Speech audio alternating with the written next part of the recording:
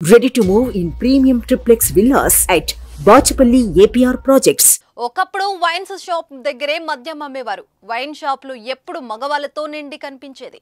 మహిళలకు మందు తాగాలని కోరిక ఉన్న వైన్ షాపులకు వెళ్లి మందు కొనుక్కోవడం కష్టంగా ఉండేదని తాగడం మానేశారు. ప్రస్తుతం జనరేషన్ మారింది. హైదరాబాద్ మెట్రోపాలిటన్ సిటీగా మారిపోయింది. ఎప్పుడైతే హైదరాబాద్లో లిక్కర్ మార్ట్ కల్చర్ వచ్చిందో అప్పటి నుంచి మద్యం కొనుగోలు చేయడం అందరికీ సులభమైంది. ఆడా మగ అన్న తేడా లేకుండా హాయిగా లిక్కర్ మార్టుకు వెళ్లి కావలసినవన్నీ బీర్లు కొనుక్కొని తాగేస్తున్నారు. సంతోషంగా పార్టీలు చేసుకుంటున్నారు.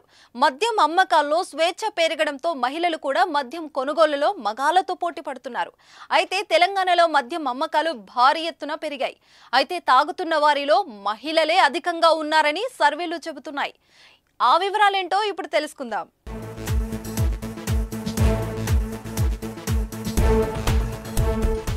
మందుబాబులం మేము మందుబాబులం అంటూ హైదరాబాద్లో మాదాపూర్ జూబ్లీ హిల్స్ ఏరియాలో పబ్ కల్చర్ భయంకరంగా పెరిగిపోయింది. మహిళలు మందు తాగడానికి రూల్ ఏమైనా ఉందా అనే ప్రశ్న ప్రస్తుతం తెరపైకి వచ్చింది.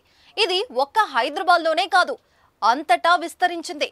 అయితే ఈ పబ్ కల్చర్ పెరిగిన చోట ఏం జరుగుతుందంటే బుధవారం గురువారం రోజుల్లో మహిళలకు పబ్లలో మందు ఫ్రీ అని ఆఫర్లు పెట్టేశారు. ఆ 2 రోజుల్లో ఎంత తాగినా కానీ బిల్లు ఉండదు.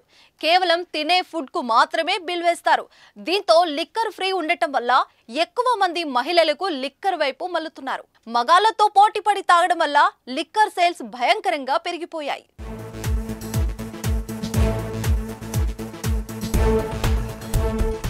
దీంతో పాటు కొత్త పబ్లకు పర్మిషన్లు ఇచ్చారు. L1 లైసెన్స్ల సంఖ్య గణనీయంగా పెరిగిపోయింది.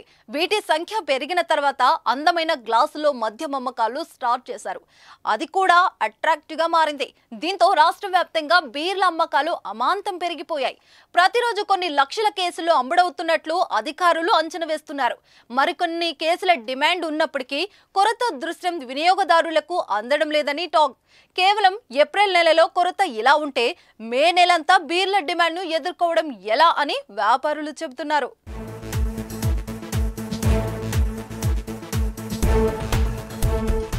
సుమన్ టీవీలో మీ పర్సనల్ అండ్ బిజినెస్ ప్రమోషన్స్ కోసం కింది నెంబర్కి కాంటాక్ట్ చేయండి.